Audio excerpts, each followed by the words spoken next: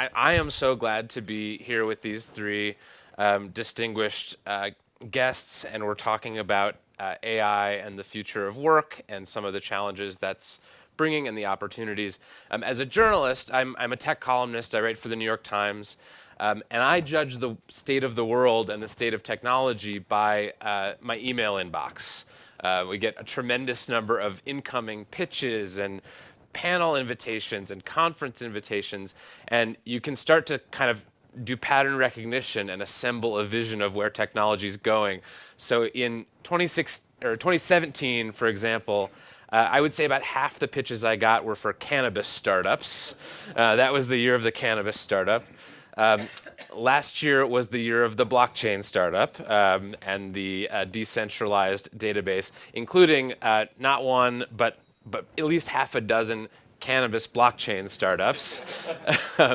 And this year, if the first couple of weeks of the year are any indication, this is the AI and future of work year. I'm still waiting for someone to pitch me a cannabis company that operates on the blockchain and is automating its processes to prepare for the future. If any of you are investing in a venture like that, my email address is in my Twitter bio. Feel free to get it there. But I want to do some introductions here.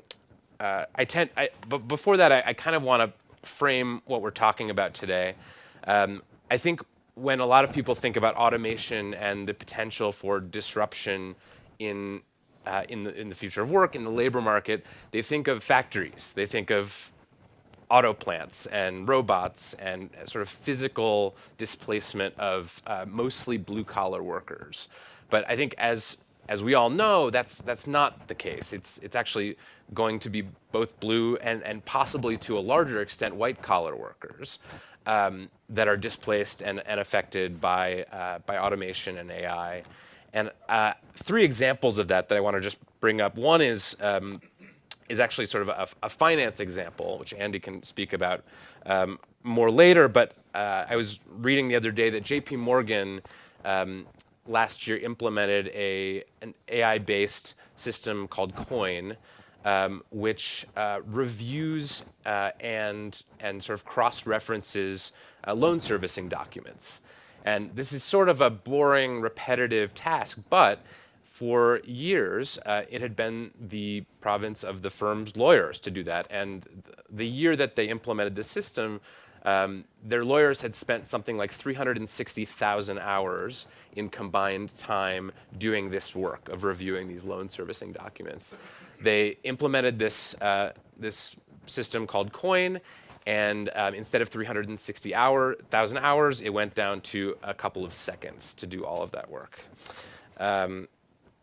Doctors are also being affected by automation. Last year, researchers at UCLA developed an algorithm, a pattern recognition and machine vision algorithm that had an error rate. It was used to diagnose malignant tumors and spot irregularities in pathology reports. And it was tested and found to have an error rate that was 20 times lower than that of a human physician. The third one is very close to my heart. It's journalists. We think of ourselves as being the paragons of human achievement and creativity. In fact, much of what we do is routine and boring.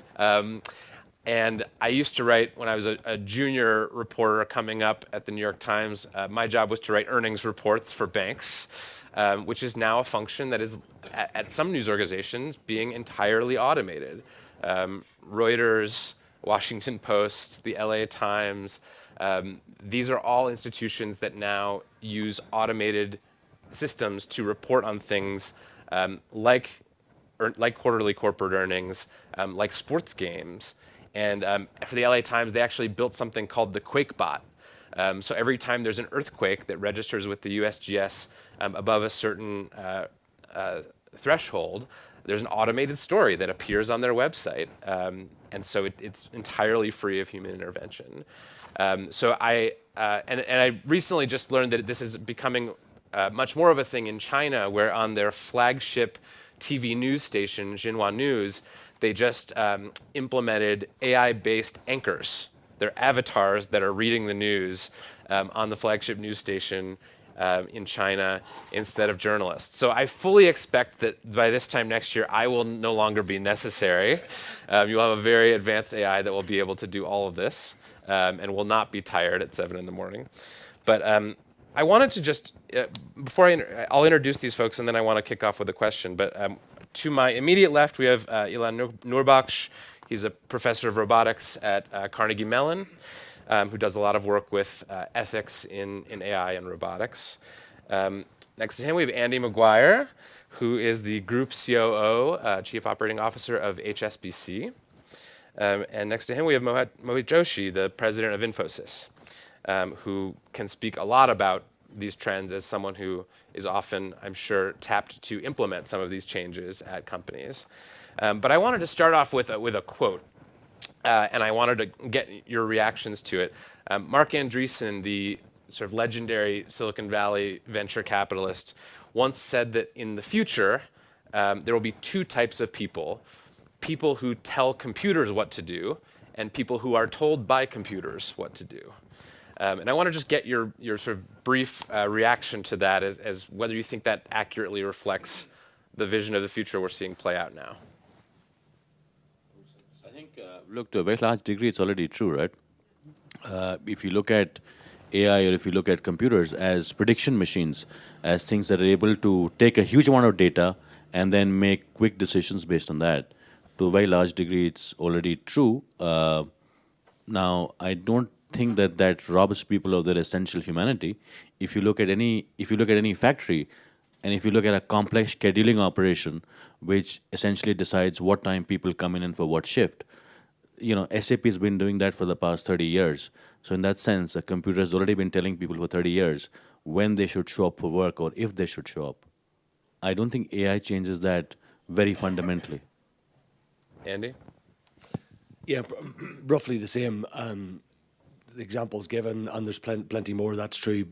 I think for a huge number of things, I'm a bit less pessimistic than some of the things you said in your intro remarks.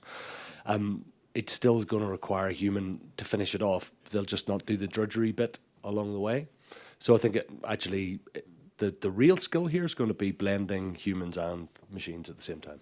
That's the real cool thing to do.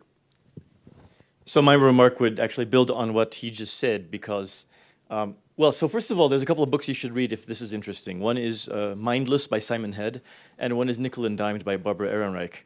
In both of those books, they actually talk about this idea of people who lose agency. They lose a sense of personal control because machinery tells them what to do. And especially in the case of Amazon warehouses, Simon Head does a remarkable anthropological job of talking about that. But in fact, I think there's three kinds of people. There's people who tell computers what to do. There's people who are told what to do by computers. And then there's the winners, who are the people who actually are empowered because they integrate their decision-making together with an AI system or a vision system or a computer. And in fact, the real design challenge is making sure we empower as many people as possible so that we recognize their agency and they actually become more effective at their job. I was listening to Kai-Fu Lee was at a dinner we hosted last night. He's a Chinese AI expert, former head of Google in China. He's just written a book about AI, and he compared it to electricity. He said this is the most important thing humans have worked on since electricity, and it's poised to reshape every industry the same way that electricity did. Mohit, do you see that as being hyperbolic? No, I think, like anything else, it is true, but it is true in the very long run, right? In the very long run, it's true. I think when we use the word AI almost exclusively, it segregates it or divorces it from all the other developments that we've seen in computing for the past 40 or 50 years. And that's really not true, right? I think computing is, like electricity was, it is essential to every enterprise. We already see that. If you take AI as a subset of computing, and you're talking about the fact that you will have machines or programs sort of autonomously making, high-level human judgment type decisions, then it is possibly true that in the next 10 or 15 years, we will see far more evolved versions of that. As you mentioned in your keynote, or rather in your introduction, that with image recognition, language recognition, we already are seeing, advanced machines do a lot of what humans were doing earlier. it is going to be central. It is going to be changing the broader economy. But I think the time frames that we're talking about the change are going to be longer than what we expect. It is, I expect fully 15 to 20 years before we will see AI becoming the heart of a major corporation and doing a lot of the decision making that is now done by by senior executives. I don't think it's ever going to do the job that a board does, for instance, or the leadership team does. But in 15 or 20 years, you can see them making a lot of decisions that senior managers make today. Andy, I want to turn to you. Before I was a technology columnist, I reported on Wall Street and finance, and I wrote a book about 8 first and second year analysts at bulge bracket banks in New York City, and I followed them around for 2 years and wrote about how miserable their lives were. These are the people who do the sort of grunt work of an investment bank. They put together the pitch books, they do the sort of line by line review and see, is there a slide, slide 47 missing a semicolon? Is the Excel spreadsheet adequate? Working 100-hour weeks to do that. And I think recently, since I wrote that book, some firms that I wrote about have been using AI to sort of help them at the junior level with sort of that grunt work, so that they maybe only have to work 80 hours a week instead of 100 hours a week. Where do you see AI in banking, in your role now, changing most people's roles, or where do you see it having the biggest effect? Yeah, so, I mean, some of it really is a bit hyperbolic, right? So the example you gave in JP Morgan, that's less than 100 people, right? So in an enterprise of a couple of 100,000 people, they've got one thing that does 100 people's job, and they won't necessarily get rid of all 100 lawyers. And lawyers aren't that uncreative. 100 lawyers will find something else to do, so it'll be fine. Right now, try as we might, and we try really, really hard, most artificial intelligence and machine learning is really very narrow and quite deep. So it's not replacing whole swathes of people. I wish it was in some ways, from a financial point of view, but there's so many complex things that people will say, there's 10,000 people who do such and such, and we can these guys will come and say we could automate all that. What they really mean is they could automate about 80% of it in terms of the activity, but that's probably only 20% of the people, because a lot of the people do that almost in automatic pilot, and actually they are using their brain the rest of the time. So I think we need to get not too overexcited about that. But if you look at HSBC as a sort of case study, so we have 250,000 people. Where's it going to impact? It'll impact in our branches, because a lot of the service things will move to digital. So if let's say we took half of the service people out of branches, let's call it 15,000, 20,000. If we took half of our people out of our contact center, or even 3/4, so not 30. So we might take 10% of the firm out. Then if you took all the support costs that go with that, so finance and risk and all that good stuff too. So I don't think it's going to. So let's say it's 50. That's roughly equivalent to 2 years attrition. So we're not talking about a massive social revolution. I don't think. And in the meantime, there are a lot of. We're thinking up new things for people to do that are reasonable, that are much more value added at the same time. So it's not, if you look at just in my lifetime, right? So I think I probably put in the first I remember putting a Windows system in the late 80s when it was still a gold beta and it was going to eclipse the universe, right? And we chose it over a wonderful thing from IBM called OS2, and it was going to radically change the efficiency of banking and everything, first client-server technology. What happened? Absolutely nothing that you could discern if you look back over 30 years. I think this will be more than that, but this is not going to be everybody out in the street sleeping under a piece of cardboard. We will think of other things to do. And I think actually, if I think about my folks, so just my bit of the firm, 70,000 people, mostly India, China, Manila, whatever, my average person earns about $20,000 US, which is a lot of money in those countries, and they're really very comfortable. They speak, on average, 3 languages, have 2 degrees. To do really, so we have dumbed them down with the work we give them, because it's quite boring, drudgery stuff that hasn't been engineered properly. They can't wait to not be doing this all day. They actually want to do things that are judgmental and thoughtful and more empathetic and talk to customers. So I don't think it'll revolutionize the workplace in the way people are scared about.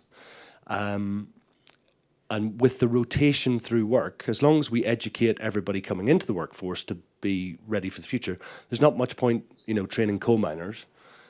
But if we educate people to do the things that we need them to do tomorrow and in the next decade, I think it's all going to be okay, actually. Speaking of coal miners, another depressing statistic I heard yesterday is that the only group of people losing jobs more quickly than coal miners are journalists. So we have that in common. So maybe on that, both the investment banking thing and the journalism thing, look back when I started 30 years ago, actually I think the investment banking analysts did really good work and it was thoughtful, and I actually tended to be really quite... I look at the coverage stuff we get now, it might as well be toilet paper. So yes, it's done by a computer, but it's completely worthless. So it's just crap. And actually the industry's stopped doing what I would say proper strategic thinking. In the same way as journalism, apart from a few notable exceptions, we've stopped doing thoughtful journalism. We just churn shit out. Well, if computers can churn shit out, but who wants shit? So I don't. So in either investment banking or in journalism. That was a compliment. I was almost... Mohit, this is where you step in and say, I don't think journalists pump out shit all day. I completely disagree. And become the hero of the panel here. I completely disagree with Andy, but I was almost afraid to stop him in mid-flow, Yes. Look, I think just going back again to the investment banking example, right? I think what has killed the associate role or reduced it is not so much, it's not AI, right? It's not automation. It is the change in the economic model where investment banks aren't as profitable as they used to be, 2007 and before that.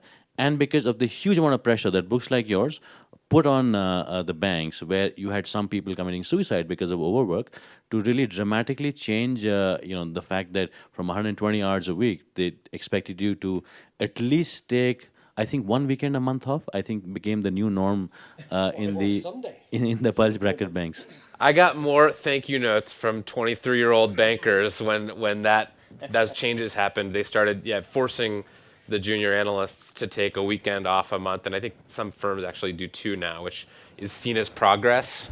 Take half your weekends off. 23 is too old. It's you're too old. It's crazy. But then I was talking with Kai-Fu Lee the other day, and he said that in China, in Chinese tech companies, they work, they call it 997, which is 9 a.m. to 9 p.m. 7 days a week, or 996 if you're a real slacker.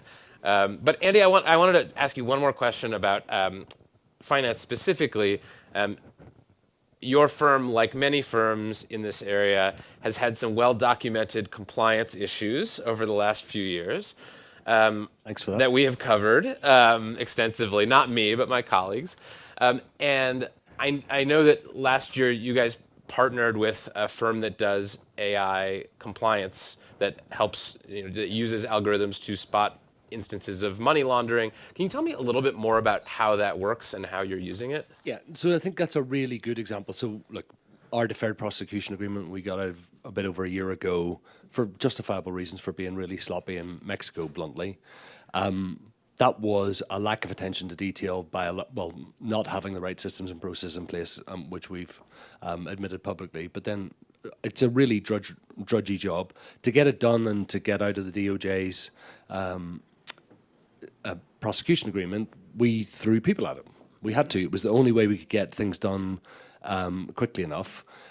We knew the right thing to do was automation, but it would never have been done in time. And then, of course, with all these things, you have to prove that your models work and all that good stuff, and that takes quite a lot of scrutiny. So we piled people at it. But in parallel, we started working, in this particular case, with IASD, who are a fantastic company. What that does is it takes all the low-level stuff. So it's basically collecting a whole lot of information, putting it together. So it's like quite an intelligent version of the journalism thing that you described, which is it's pulling all that stuff together. It's error-free. It checks every possible source. It does endless reference checks, which is actually quite hard for a human. You need to be a super diligent person. You need to remember it all, endless checklists, endless tickbacks. Perfect for a computer, terrible for a human. What that does is our systems, like everybody else, generates a huge amount of false positives because a lot of things that look like they might be a bit naughty. We can get rid of all of those, That's thousands, truthfully, of really, really low-level jobs that, from the point of view of they're not necessarily unqualified people, but it's really, really drudgy work. It's painstakingly painful. It makes proofreading a legal document look like an exciting career. We can take all that out, but still, somebody's got to judge the outcome, right? So it produces a file which somebody needs to read and think about and then come to a judgment. And then after that, it needs to go to another person. And I think genuinely does have to go to a second person who's really super qualified. So basically, the computer does all that boring, grunty stuff, produces a pristine file. Somebody reads it, thinks about it, makes a judgment. But they've actually got a lot more time to do it. So whilst we took a lot of the grunt out, we now can give all of those people much more time to make better evaluation, which is why our stats are so good on the anti-money laundering thing. And then, but even then, sometimes they're not sure, so they need a second opinion. I think that's a perfect example of what we should do, which is there's a bunch of things that actually humans are very ill-suited to do. We should stop getting them to do it and get machines to do it. But there's a bunch of things that machines are very poor at, and making judgments on SAR filing, I haven't seen any computerized gig for that yet. So I think that's a very good example of where we could see real benefits. And what's the size of your compliance department, like 2 years ago, say what you think it'll be 2 years from now? Well, so the compliance department is a separate thing because I don't think that's going to change. But the people who do anti-money laundering stuff, about 7,000 people, so a couple of % of our total population. That could be 50% less maybe, but 1%, right, of the total population. So a revolution in one piece of our complete value chain, 1%. Interesting. Eli, I want to turn to you and get the view from academia here. We hear a lot about ethics in AI. You were just telling me before the panel about a course that you're teaching to freshmen at Carnegie Mellon. Tell us about that course and what it's taught you so far. Sure. I mean, the challenge we faced was, we look at something like Cambridge Analytica and we ask the question, well, what can we do so that we don't actually cause the next one of those? And fundamentally, we have these technologists who have been coding in high school. They come to university. They get a degree coding some more, machine learning, classification, computer vision. And what they've done is they've never taken a single class in the humanities, except maybe with a freshman English class. So they come out of this whole thing with no sense of historical context. There was actually a beautiful article in the, I think it was the New Yorker, a long-form article on Anthony Lewandowski, the guy who went from Google to Uber and then got sued by pretty much everybody. And the final quote in the article was, "I just don't understand why history matters. With technology, we invent the future, and it's nice that there's dinosaurs and such, but it doesn't really matter." And so you read the quote and you realize you have a whole gang of people that can invent the world, they can bend the arc of the future, and they have no historical context. They don't even know what the concept power negotiation means, or hegemonic power structure. So what we did at Carnegie Mellon is we said, well, we have this one freshman English requirement, even for somebody who's going to be a computer scientist. And what if we hijack that class and cause it to actually be a class about the humanities and ethical implications of AI? Because so many of our students are going to be actually directly involved with inventing the next form of AI. Recognizing AI is this huge luggage term for a whole lot of specific tools in a toolbox. So it's kind of horrible that we call it all AI, but we do.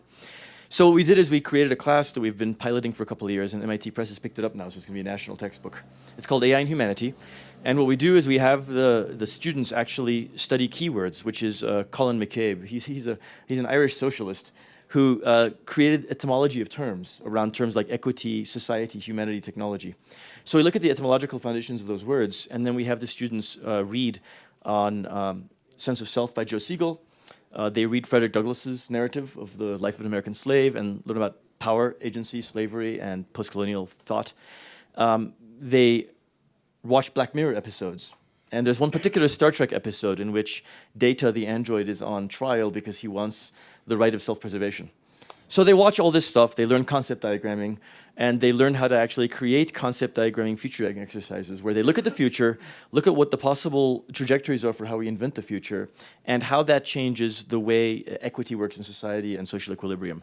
And so what happens is they come out of a class after 1 year where they're actually able to go to a dinner party and have an unembarrassing conversation about the possible future implications of their technology, instead of just being glaringly techno-optimistic, that, well, all of our problems are going to be solved with this technology innovation.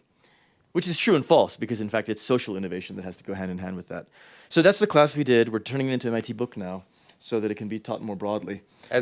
That's great. As an English major who spent my whole college career getting mocked and scorned from my friends with useful degrees, I thank you for trying to bring these things together. But I wonder, like, I think in a lot of other areas of science and engineering, there have been sort of moments of ethical reevaluation. So, for example, in biology, there was the sort of post-eugenics moment of reckoning. In nuclear physics, we had the Manhattan Project, where many of the scientists who were involved in building the atomic bomb then became concerned scientists who wanted to educate the next generation of physicists on how to avoid making the same mistakes. In medicine, we have the Hippocratic Oath. Do you think we're sort of reaching a point now with computer science where there will be some version of that? I heard yesterday, I was talking to a Canadian tech person who was saying that when you become an engineer, like a structural engineer in Canada, you get given a ring as a sort of a token of your graduation from your program, and the ring is made of metal from a bridge that collapsed. And it's supposed to be a reminder of your duty and your responsibility to do your job well. And I wonder if we're sort of nearing that for computer science. What do you think? So look, here's the funny bit. If you look at civil engineering, chemical engineering, and medicine, all these fields, they were all fields in which you're getting educated to change the world. You're getting educated to build a bridge. And in so doing, you know you're changing the world. So they have ABET certification, they have American Board of Ethics Training certification, and every one of those fields has basic underlying value systems set up and taught to the students about things like, well, if you're building a bridge to take this much weight, it is ethically required that you actually build it at this level of performance that far exceeds what's required, because that's the only ethical thing to do. And the funny bit about computer science, I mean, I was in this field in the 80s. We were on blackboards inventing stuff that we didn't think was changing the world because it was theoretical. And the field was like a theoretical math field that wasn't inventing nuclear physics. And so we thought we're just doing stuff on whiteboards and on computers for fun, like a video game. And we happen to have stumbled into a world where computer scientists can now change the world. But they're still not in the engineering department in most schools. So they're not even in the school where there is a DNA around the idea of ethics training. So generally speaking, you get your computer science degrees, bachelor's, master's, PhD. There's not a single ethics requirement in any universities in the US, in general, for any of your computer scientists because of the history, the genealogy of where we came from. And that has to change because we do change the world now. And that's this kind of accident that's just a social historical accident. That's really interesting. Mohit, I want to turn to you now. I recently learned that Infosys has how many employees? About 205,000. So that 205,000 employees, that's more than Facebook and Apple combined. You make a lot of hires, and you probably see trends in the sort of people coming out of universities and the skills that they have. I was reading the other day that there's a new survey out by LinkedIn that asked a bunch of hiring managers what their sort of most valued skills are. And I was expecting it to be, machine learning and deep learning and computer vision. And instead, it was creativity, persuasion, and collaboration. It was the soft skills that they said were the hardest to hire for. Is that your experience? I mean, what are you seeing as being the most valuable skills in the people that you come across? No, absolutely. So look, we've been doing this for a very long time. Maybe about, because everything is documented these days, you can go back and check. About 25 years ago, I think, our founder had said that the most important thing that we hire for is learnability, right? Because the thing is that in reality, and it is even truer now as cycles have become faster and faster, that you need to learn, every year, you need to learn every month and almost every day. And so the one most important thing that we hire for is people who are curious and people, like you said, who are creative and self-driven and want to learn. And it is also thankfully very true, right? We launched our homegrown digital learning platform about a year ago. And when we made the platform, we said, gosh, it's going to be great if we can get 70% of our teams to be using this for like 20 minutes a day.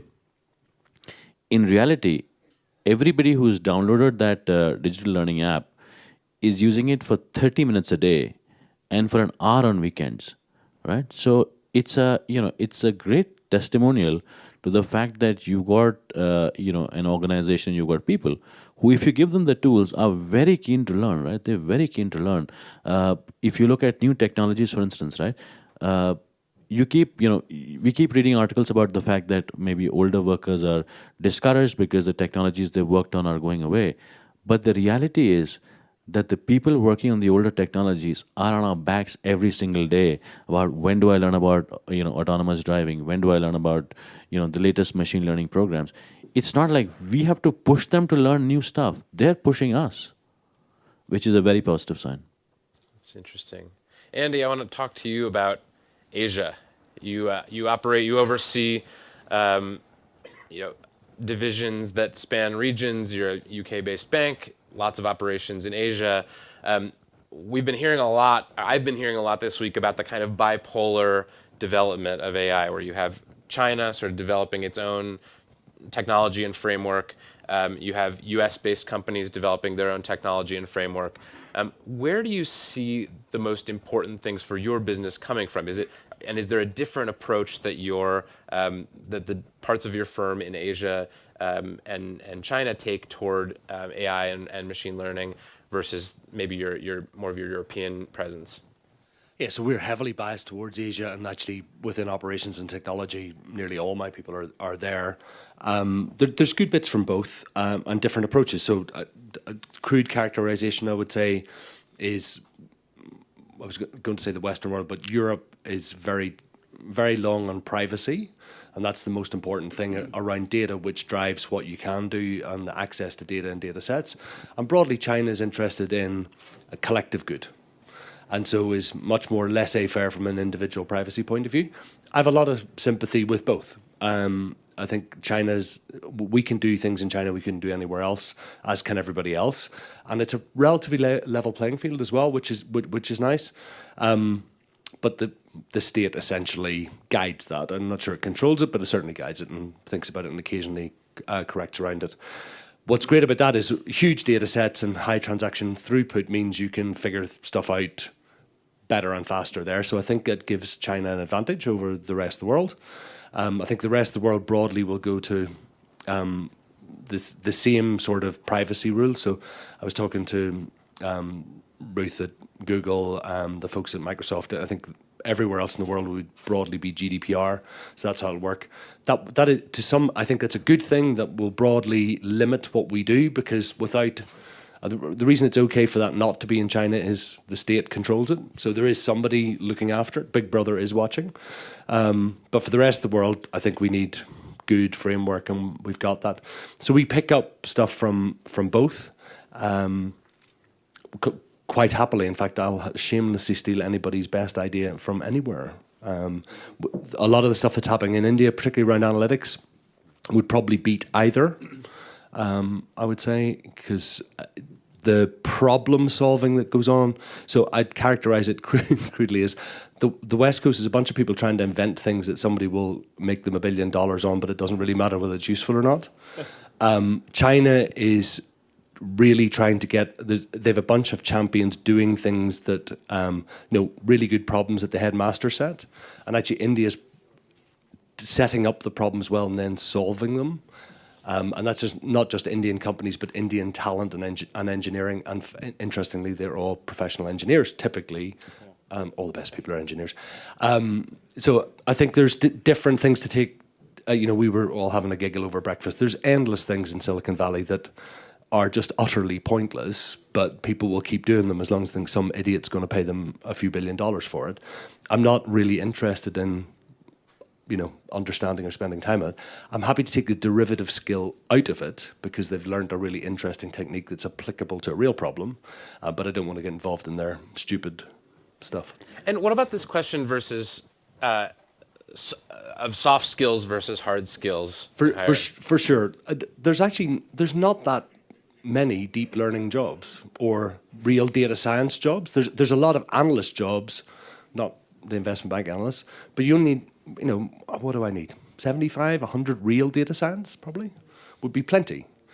But I need thousands of empathetic, sympathetic, good listening team we run probably the biggest distributed agile shop in the world, probably 40-odd thousand people who work in an agile way. That's 4,000 brilliant team leaders I need who run a team, a cell, a pod of 10. Finding those, that's really bloody hard. Finding 100 data scientists, it's difficult, but not impossible. Finding 40x that of people who can lead people, where everybody really feels valued and wants to, change the world every day and make HSBC simpler, better, and faster. That's much harder, actually. There's this funny syndrome, and it used to happen in manufacturing when we talked about automation, which is that folks would say, oh yeah, we're going to have these robots that come in, they're going to do all the jobs, and don't worry, all the people, they're going to manage the robots. And it's utter nonsense. The idea that, in fact, what we need is nearly as many people managing the robots as we have people displaced by robots is, of course, a joke. That's not any reason anybody would replace people with robots to begin with. It's precisely the case that we need the people doing what people do, which is mostly not managing robots. The whole point is one person to manage 100 robots instead of 100 people. And just to come back to what you were saying about China, I sit on an advisory board in Singapore. And one of the really fascinating things is when you think about the way AI can influence society in really powerful ways, when you think about things like traffic regulation through AI optimization, real-time pricing of roads, electrification of cars, self-driving cars, top-down city-states and countries have this incredible advantage because they can create a regulatory infrastructure that allows innovation to happen in a way that has the standardization and the infrastructural level that makes it play out. It's a bag of monkeys in America trying to do this. It just doesn't work. And yet in Singapore, I see incredible pathways and vision and motion towards things like highly optimized traffic systems. And so there's something to be said when you have top-down, if you can do it right, where you can actually cause that innovative kind of transformation to happen at the infrastructure level. It's sort of the China for a day thing. Like people in American business will say, if we could just be China for a day, fix all the problems, and then go back to being a democracy, like that would be ideal.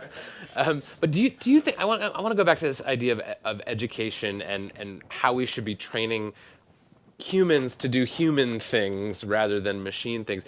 Do you think? Right now, I would say at most of the nation's elite colleges in the U.S., the most popular classes are now computer science classes. You can see photos of the Stanford, computer science 101 class. Looks like a U2 concert. Like it's just the whole hall is full. People are standing, sitting in the aisles. Like they can't wedge enough people into these classrooms. Do you think that? As an English major, I would love for this to be true. Do you think that we'll have overflowing philosophy, sociology, history classes? Do you think there will be more of a sort of reorientation around these sort of timeless soft skills? Well, first of all, you have to recognize today hiring a firmware programmer or a deep mining data miner is incredibly hard. The competition in all of the centers of technology like Pittsburgh or Boston or San Francisco, notice how I dropped my own city in there, is very, very high. And it's extremely difficult for companies. And fundamentally, the problem is, so by the way, our machine learning data mining classes at Carnegie Mellon, 600 students. We have 40 TAs for a single class.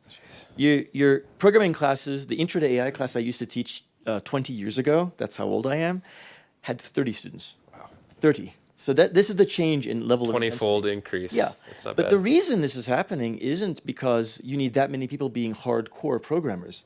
It's that technology fluency is becoming an essential piece of the grammar anybody needs.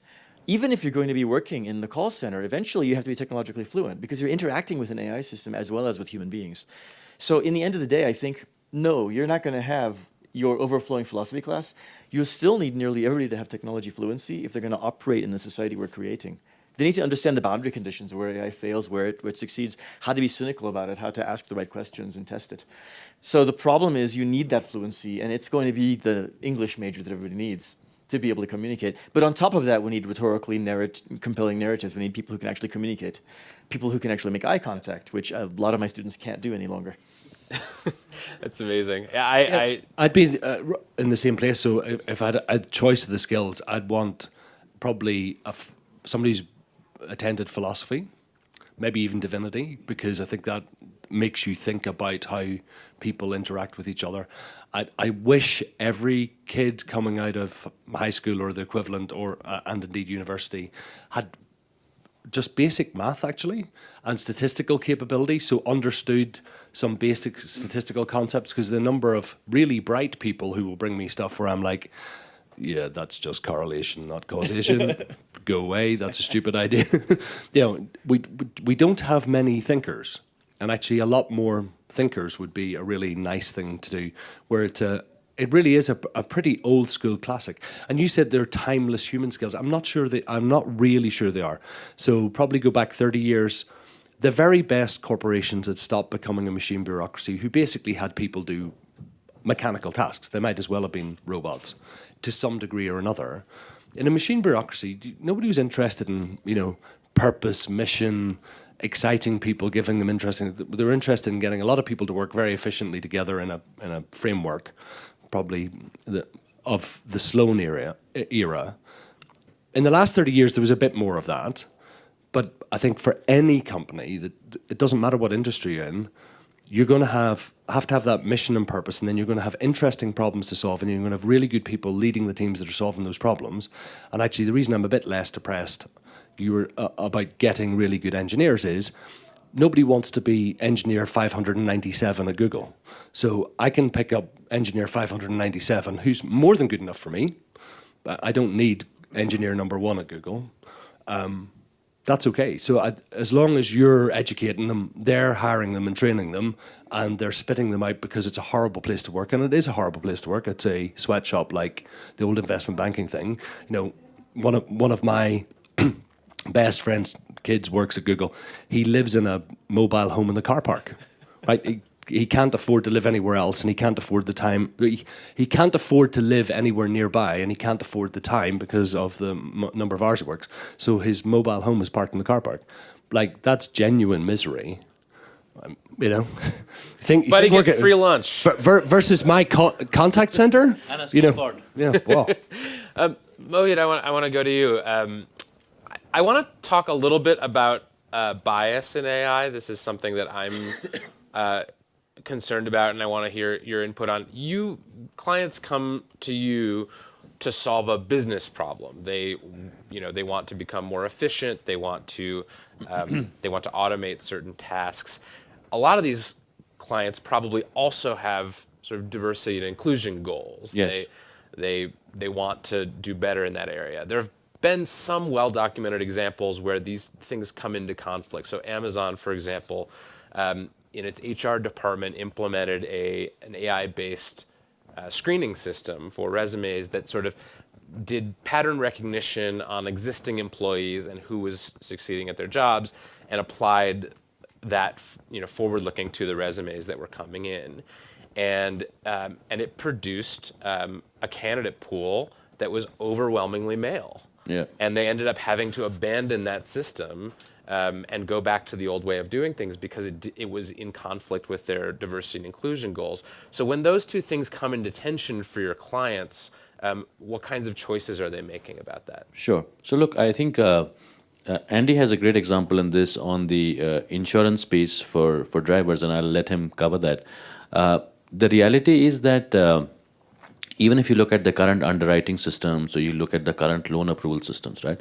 A lot of them are based on historical data. A lot of them are based on the fact that people who live in a certain zip code and make a certain income and have a certain level of educational experience qualifications have default rates that are X. On the other hand, people who, let's say didn't finish high school and, live in a certain other neighborhood have default rates of Y. AI is not changing this. It is not that the algorithms are necessarily more evil or, more beneficent than the current systems, right? At the end of the day, all that an AI system is doing is that it's looking at the underlying data elements and is spotting patterns in that, and then making predictions based on what it sees in the data. So it is exactly the same as what human beings would do, with the possible exception that a human being can look at it and exercise a level of judgment or exercise some empathy and maybe come to a different conclusion than the data would point to. I also don't think that we're at a point where a lot of this is very different from the old underwriting systems or or the old. If you look at FICO scores, for instance, right? A lot of banks typically lend purely based on FICO scores, and FICO scores again are granted based on your education levels, your repayment track record, some data on where you live. So it's not a dramatic shift from that perspective. To go back to a point that both Andy and Eli had made earlier, is a lot of what AI is doing is removing really, or automation is doing, is either removing really dull, repetitive stuff that is being done. So if you take the US, for instance, a lot of the mortgage documentation still requires a wet signature. It needs to be physically signed by a human being. The problem with that thing is that you then have to scan through millions and millions of records, and every single record is written in a different way from a different bank. So one bank may write 1st of January 1981. The second bank will write January the 1st, 1981. Third bank will write this first day of January 1981. And you actually have to have a human being sit and transcribe all of this into an Excel sheet or into a system with some technology that we're using, for instance, with OCR, optical character recognition, and AI. The system knows that these three are exactly the same thing, right? Now, that work is, that is replacing a human who was earlier putting that into a spreadsheet. But that is such mindless work that the people we're replacing come back and thank us every single day. That, The people you're replacing Yes. come back and thank you. And thank you, because we're moving them to different, jobs, right? We're moving them to different Okay. jobs which are richer. But this is truly dull and mindless work. I kid you not.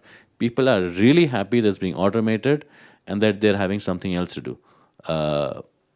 But to come back to your original question, most of the work that we're doing is in this space. The questions about, I know that these questions get discussed a lot about the philosophical implications of AI and what happens if a car has to swerve left or right. But in reality, these are not questions that people are grappling with when they're designing algorithms. As far as I can tell, I don't think I've had too many conversations with people in banks about redefining an algorithm to be let's say less judgmental or less biased. I don't know, Andy. No, actually, we do worry about it a lot. So there's bias in data, right? So the data set you've got, so you have to think about that and be careful about it.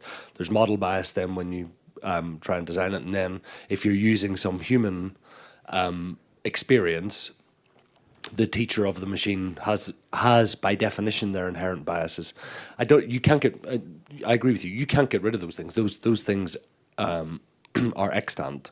So trying to pretend they don't exist, they do exist today, whether they exist in a more basic model or in a person's head or heart or soul or wherever, doesn't really matter. I think we need to stop worrying about that and flip it the other way around and kind of go, is it producing the outcomes that we want? And some of those things are not, they're not questions that a lot of them, I think they're our responsibility, and that's why I think we'll always have humans. But some of the things drive me nuts. So it makes no sense to me at all that in Europe we have regulated that we have to charge men and women the same for car insurance. Women are better drivers statistically. They should give lower premiums. Why on earth did we decide that that was unequal? And so therefore women are now subsidizing men who are crap drivers. Like, what's the point of that? So that bias has been ironed out. But I don't think it's a particularly good thing. So I think all companies, and it's across all sectors, doesn't matter whether you're a bank, insurance company, mobile phone company, healthcare company, whatever, you need to think about, is it producing the outcome? Can you explain it? And if you can't explain it, there's probably something wrong. And if it's producing answers that you don't understand, you probably shouldn't be doing it. And that's true of all sorts of things. And again, the more data you have, you can get. Somebody showed me a thing the other day which was connected to people's social, our retail customers' social media usage. And I don't know, but what the data showed was that women in a certain age range were heavier users of this, and they had a worse credit record. But they couldn't explain why. So from my point of view, if you can't explain why that factor's true, you shouldn't be using it. It's interesting to know, but you shouldn't use it until you've figured out why, because you need to be able to decompose that. In old-fashioned credit scoring stuff, you used to put a lot of time and effort into the statistical significance of certain things. You really ran the stats hard. You stared at stuff, you thought about things a lot before you actually used it, because if you got it wrong, you blew your brains out in credit losses. But today, you whack a bunch of data into stuff, it suggests a bunch of factors and coefficients, you do run the regression stats, it all looks good, and then you press go with no regard to what and I just think that's simply wrong. So all of our models, whatever they're used for, whether it's new offers, credit scoring, fraud detection, whatever, we make people go through that, I think, good old-fashioned process of sit down and explain what is going on here. Because if you don't know, then it's dangerous. It's seriously dangerous, because you could do the equivalent of crash the plane. And we don't want to do that. Eli, I want to have you respond to that, and then we'll open it up for a few questions. Yeah, just two thoughts. I was in a meeting on AI and finance with financial institutions yesterday, and two really interesting bits of this came up. One is around bias. Many of the companies were saying, look, we have bias, we know we have bias. We want to use AI, do a great job, and we wanted to go right up to the amount of bias we have right now, no more. And each of the firms has a different amount of bias that they allow that is acceptable to them. And so it's really interesting, because what they're saying is we want AI to make us more effective, we want to make more money, but we want the AI to be held to the same standard as the people. And I actually got into a bit of a pushback with them where I said, actually, no, you should hold it up to a higher standard. Yeah. Because in fact, the AI systems, when they make mistakes that are very alien, foreign to the way humans make mistakes. Very fast. Yes, and much more rapidly so. The second issue was an inherent tension that came up in explainability or transparency, which was very interesting. The point that came up was that you can have an AI system that helps you decide who to give your mortgages to, helps you decide who to approve. The problem you end up with is on the regulatory side, you need to be able to explain your results to the regulators. So you need some level of transparency. So black box AI systems that do an outstanding job, but you can't describe them or predict their future behavior, is really dangerous. On the other hand, and this is where the tension came up, if you can explain beautifully what it does, you get into the same quandary that Google gets into when they're asked to tell everybody exactly how their search result works. Because once you have an algorithmic way of explaining how that black box works, then of course you have a whole bunch of other AI systems and human beings that will game the daylights out of it. And so you get this interesting problem that computational systems can be explained eventually. And when you do explain them, now you've got something that is the subject of a kind of hacking. Yeah. Battle of the bots. Yeah. Any questions? Yes. We run a factory. Oh, Will you sorry. just identify yourself? Oh, yeah. Bahia Jafar, I work for KDD. It's a dairy company in Kuwait. And my question goes to the profitable growth. So we've implemented AI for a number of years now in the factory, so on the floor, and in all our financial and services within the company. Now, I cannot say that we've done more profits because we have implemented AI, because by the time you pay for the rights of using it, implement it and change it every couple of years, I don't really can say that there is a profitable growth. It's faster, it's easier. You still need your people to run it and understand it. And even on the analytical part and the financial part, you need people to write the reports, because you see all these graphs, but a graph on its own, you need to have a report to present it to the board. So at the end of the day, it's very good, but I don't see profitable growth in it, and I don't know if you can really say that. You say Mohit's a snake oil salesman? I've often thought that. Not me personally. No, I think you're right. And is it? So I can say that we saved not just, but overall automation, 20,000 people over the last 4 years, and $6 billion out of our cost base. So 15%. So I can see the benefits of it, but you're right. It's not all that's promised, and it doesn't go to zero. So you get rid of a bunch of drudgery, but you still need people to do stuff. You need even cleverer, more expensive people to explain what's coming out of it and understand it and all the rest. Plus, then somebody always thinks of new things to do. I'm sure in the food industry, you've regulation like we do, so somebody always thinks of extra reports and requirements and then the frequency of everything goes up because that costs money. And then, of course, none of this is free. So the compute power is, of course, the believers in the cloud would tell you it's all free. Well, I'll show you my bill. It's not free. So you need to pay for the data scientists. You need to pay for the analysts who put together, the software engineers who write the stuff, then the compute power that it sits on. Oh, by the way, you then have to spend a bunch of money on helping the cloud people do all the security that you need to be able to run your models in their cloud, because they're used to dealing with a lot of small companies, not a big financial institution with a whole lot of cyber concerns. And so you get, I would say you get take the most realistic estimate, not the most optimistic estimate, and divide it by 2, and that's probably what your best expectation is.